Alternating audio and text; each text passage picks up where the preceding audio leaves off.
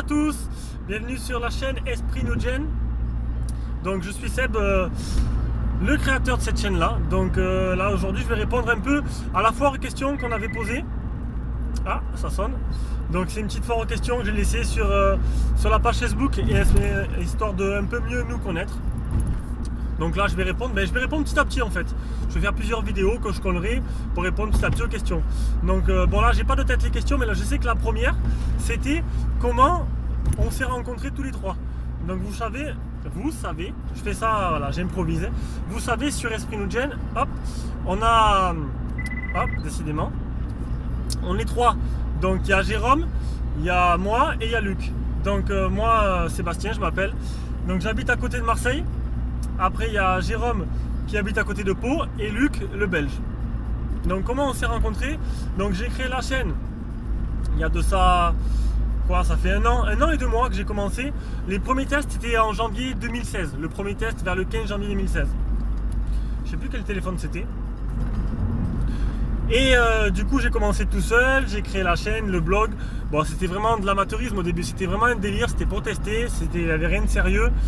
Et au bout de quelques mois, il y a Jérôme qui m'a contacté, donc il y a une personne qui m'a contacté pour avoir des infos, pour avoir des petits conseils. Et voilà, il souhaitait ouvrir un site de vente de smartphones chinois, donc androphone.fr. Et en fait, donc il m'a contacté, puis comme je suis quelqu'un d'assez ouvert, assez sympa, je l'ai essayé de l'aider. J'ai essayé de l'aider et au final on a décidé de travailler ensemble. Donc il m'a envoyé en début les smartphones pour que je les teste.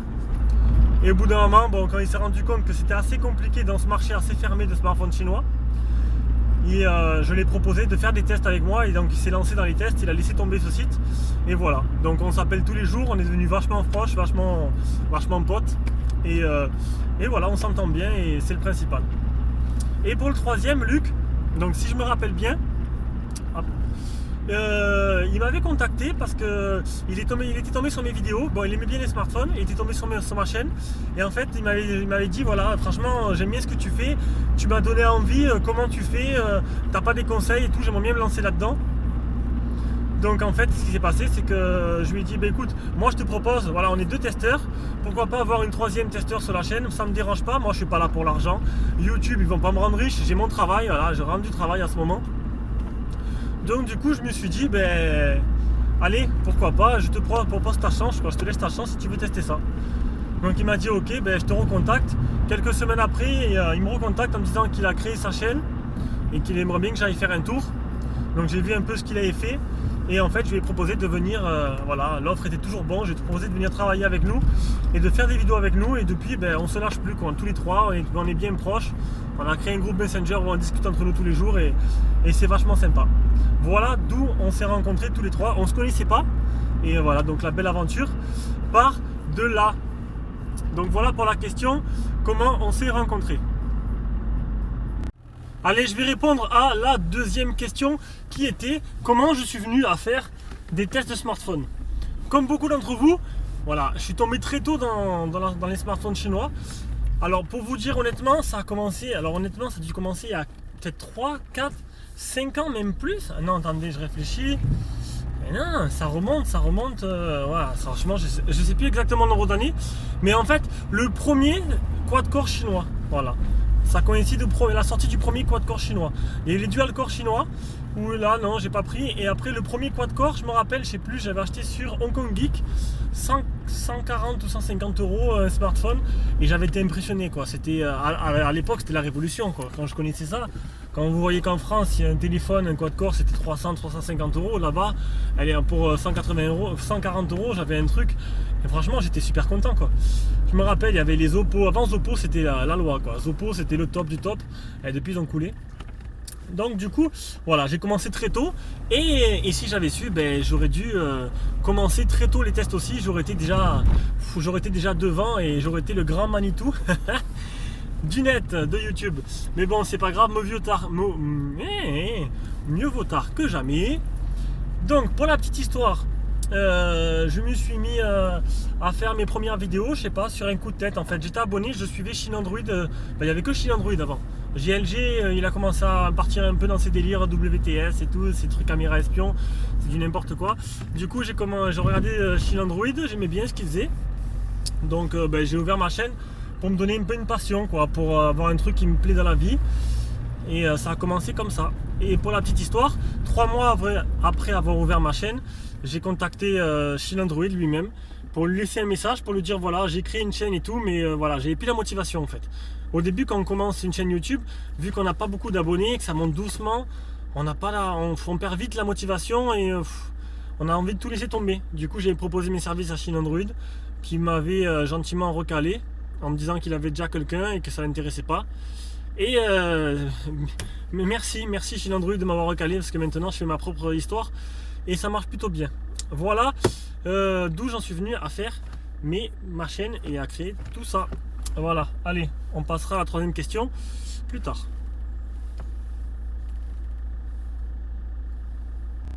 Alors, 3e question, toujours en voiture. On m'a demandé quels étaient mes 5 smartphones que j'aurais préféré tester. Donc une question assez vague, parce que bon, on a fait 140 tests l'année dernière rien que l'année dernière sur le site, à 3 personnes. Du coup, je peux pas savoir si les autres, voilà, mes collègues, les téléphones qu'ils ont testés, si c'était vraiment bien ou pas, quoi. Du coup, je vais vous dire 5 smartphones qui pour moi sont des bonnes affaires en rapport avec leur prix. Donc on va commencer le premier, donc au hasard, le Honor 8, voilà, le Honor 8. Bon, c'est le smartphone que j'utilise en ce moment. Bon, on va dire que bon, il est vendu en Chine, mais vendu en France aussi. Et c'est pas non plus un rapport prix excellent, mais bon, si vous achetez en France, oui, c'est intéressant. Pour 300 €, au mieux que vous pouvez le trouver, il a de bonnes caractéristiques. Donc on va passer à un autre. On va partir sur vraiment les Chinois qui sont vendus qu'en Chine. Le Mi 5S. Le Mi 5S, c'est du haut de gamme au prix d'un milieu de gamme français. Donc 250 €. Vous le trouvez à peu près 260 vers là. On a du Snapdragon 821, dire le plus puissant processeur à ce jour. 3 Go de RAM, 64 Go de ROM. Un appareil photo du Google Pixel. Quoi de mieux, quoi. Devant, on a aussi le capteur d'empreinte biométrique, le premier au monde, et qui est intégré directement dans la vitre. Franchement, un pur bonheur ce smartphone. Des mises à jour toutes les semaines ou tous les mois suivant la ROM que vous mettez. Voilà, rien à dire, le top du top, à part qu'il manque la 800, et ça c'est bien dommage pour les abonnés SFR et ceux-là qui ont Orange. Après, on va descendre en gamme dans les prix, le Axon Mini, que j'ai fait il n'y a pas longtemps. D'ailleurs, c'est ma femme qui l'a récupéré, elle en est ravie. Donc 140 €, 5,2 pouces, le savoir-faire de ZTE, un écran AMOLED, 3 Go de RAM, 32 Go de ROM, toute bonne française, et un design assez joli. Honnêtement, un très bon smartphone. Après, qu'est-ce que je pourrais dire comme 4e smartphone, le ZUG Z2. Alors ça, c'est vraiment le rapport prix excellent, quoi. 160 €, Snapdragon 820, 4 Go de RAM, 64 Go de ROM, blanc ou noir, 5 pouces. Bon, pas d'AMOLED, c'est que le Pro qui a l'AMOLED. Mais honnêtement, un rapport prix vraiment qui défie toute concurrence, c'est vraiment excellent. Et encore 2, je vais mettre 6. Encore 2, dont un que j'ai pas testé, que j'aimerais prendre, que j'hésite à prendre, mais que je prendrai, mais bon, pas de suite. Donc le LeTV, le 2 Max, 5,7 pouces, pareil, un Snapdragon 820, un écran 2K et environ, allez, 100. Vous le trouvez à combien maintenant? Voilà, c'est là un peu augmenté, quoi, 170, 180 €. Mais bon, 4 Go de RAM. Il y a le modèle X829 qui est sorti, qui est une couleur gris avec le 64 Go, qui est plutôt pas mal. Et le dernier que j'ai gardé pendant 10 mois, c'est le LeTV X800, qui est pas tout récent, mais bon, pour 130 €, vous avez un écran 2K en 5.5 vachement compact, 4 Go de RAM, 64 Go de ROM, et un bon appareil photo. J'ai d'ailleurs commencé à filmer avec celui-là. Donc voilà, donc bon, la question était un peu, voilà, on pouvait pas non plus, bon, j'en ai choisi 5, donc c'est mes 5 qui ont ma préférence. Voilà. Après, on va réunir 2 questions en une. On m'a demandé quel téléphone choisir à moins de 100 € et quel téléphone choisir à moins de 150. Donc c'est pas compliqué. Quand je dois conseiller un smartphone chinois à quelqu'un, je ne vais pas le conseiller à une marque bâtarde, je le conseille Xiaomi. J'aurais pu lui dire le TV, mais c'est plus compliqué à changer une ROM sur le TV que sur Xiaomi. Donc voilà, je lui ai dit prends du Xiaomi, tu ne seras pas déçu. Maintenant en plus il y a des versions internationales globales avec la ROM directement, avec l'OTA et tout. Donc voilà, donc à moins de 100 €, si vous trouvez un Redmi 3, un Redmi 3S, c'est parfait. vous prenez la version globale avec le 800, c'est encore le top. Sinon un Redmi 4A pour les petits budgets, à 80 €, 85 € vous en trouvez. C'est voilà, c'est la qualité assurée, c'est le top. Maintenant moins de 150, on va rester chez Xiaomi. C'est du Redmi 3 Pro International Special Edition avec la bande des 700 et des 800 qui coûte environ 150 € avec 3 Go de RAM, un écran 5.5 et tout. Il est vraiment bien, c'est le top du top. Ou sinon, si vous préférez le Redmi Note 4, voire le 4X. Et j'ai vu que le Redmi Note 4 existait en version globale aussi, avec toutes les bandes, ils viennent de sortir à peine. Donc ça peut être un bon achat, pareil 160 €. Et si on peut comparer entre le Note 3 International Special Edition et le Note 4, apparemment d'après les gens ils préféraient le Note 3 serait au-dessus niveau caractéristique. Je suis d'accord avec eux. Après niveau design, le 4 il est un peu plus beau quand même. Voilà. Alors, on va demander comment on peut vous aider. Comment on peut m'aider, continuer à nous soutenir, à nous regarder, à essayer de faire découvrir la chaîne au maximum de personnes, participer au concours. Vous pouvez participer, il y en a qui participent à tous les mois et au bout d'un moment ils vont finir par gagner. Donc voilà, il faut que petit à petit ça aille de plus en plus vite. Là ça va bien, là on prend pas mal d'abonnés par mois, ça monte vraiment bien, les gens ils suivent nos vidéos. Voilà, j'ai pas envie d'avoir 25 000 abonnés et que j'ai 1000 vues par vidéo quoi. Je cite personne mais bon. Donc voilà, maintenant je dis trop voilà, non, on va arrêter de dire voilà. Écoutez, nous soutenir, nous demander des téléphones en test si on peut on les fera. Vous pouvez aussi, si vous avez envie d'un téléphone, je peux vous permettre de l'avoir moins cher. Donc en échange, le test, une fois fini, je vous l'envoie. Ça, il faut me contacter directement sur, ça bouge un peu, sur la boîte mail. Sinon, nous proposer aussi des améliorations pour le test. On cherche toujours à être les plus complets possible. Enfin, pour ma part, je trouve qu'on est les plus complets. Vraiment, on teste vraiment bien les téléphones. Et ça se ressent dans les commentaires. Là on m'a demandé de tester, de rajouter une application pour tester l'écran, parce que les low cost niveau écran des fois il y a des problèmes, et je l'ai fait, je l'ai ajouté, la personne s'est reconnue, elle était contente, elle m'a laissé un commentaire que vous pouvez voir d'ailleurs. Et donc voilà, si vous avez envie que je rajoute quelque chose au test qui vous permet d'avoir un test encore plus complet, je le ferai. Bon, à part si c'est farfelu bien sûr, je réfléchirai à voir si vraiment c'est utile. Voilà. Ah, je me suis encore loupé. Donc continuez comme ça, c'est très bien. Donc les projets, on m'a demandé les projets de la chaîne. Écoutez, on va dire que ça me vient petit à petit en fait. Donc l'idée des concours en fait, c'est quoi, une semaine avant Passer 2017. J'ai eu l'idée comme ça, une idée dans la tête. Et pourquoi on est trois, on ferait pas un concours par mois, on met une certaine somme, on achète un cadeau, on fait gagner. Ça vous permettra de faire gagner un cadeau, de fidéliser les abonnés. Bon, il y en a qui sont là par intérêt, je comprends, gagner un cadeau c'est toujours intéressant, mais ça nous permet, on fait pas ça pour rien, on sait très bien que ça va nous faire grandir plus vite et nous faire gagner plus d'abonnés. Donc c'est donnant, nous ça nous fait plaisir, ça fait plaisir aux gens et puis en même temps c'est comme ça. Donc sinon les autres projets, mis à part les concours, on va essayer d'offrir à Noël, de faire quelque chose pour Noël, un téléphone, un bon téléphone, on va voir, on n'est pas Rothschild non plus. Peut-être faire un truc un peu plus sympa, on va voir. Pour l'instant, les projets, ça vient tout seul. Là, j'ai eu la FAQ, voilà, ça permettra aux gens de mieux me connaître. Mais pour l'instant, c'est moi qui l'a fait. Peut-être que Jérôme ou Luc la fera par la suite. Mais bon. Donc les projets viendront petit à petit, au fur et à mesure que les idées me viennent, quoi. C'est tout. Et on verra bien ce que ça donne. Bien sûr, mon ambition, c'est de devenir la référence. C'est pas compliqué, je fais pas ça pour m'amuser. Enfin, si, c'est pour m'amuser, mais maintenant que j'ai commencé, autant aller jusqu'au bout, quoi. C'est de tester le maximum de smartphones, quitte à tester tous les smartphones qui sortent. C'est un peu notre ambition, continuer à faire 10 à 15 smartphones par mois. Et là, j'ai listé, il me reste 37 smartphones à faire. Donc si on continue comme ça, d'ici la fin de l'année, avec tout ce qui va sortir, on sera à jour et on aura en test tous les smartphones sur notre chaîne. Et puis par la suite, passer au niveau supérieur, parce que là on teste des budgets allant de 60 à 150 €. Mais voilà, on ne peut pas faire le Mi Z qui est vraiment cher, quoi. Ça nous mettrait beaucoup d'argent. Il faut voir si à la revente on ne peut pas se permettre de perdre des sous à la revente, quoi. Donc du coup, plus on fera de ventes par nos liens, plus on pourra avoir des smartphones plus chers. Et je pense que d'ici la fin de l'année, on va commencer à faire les smartphones haut de gamme. Et un peu faire comme les autres, quoi. En plus des bas de gamme bien sûr et des milieux de gamme, tout. Vraiment faire tout. Allez, on finit par les deux dernières questions.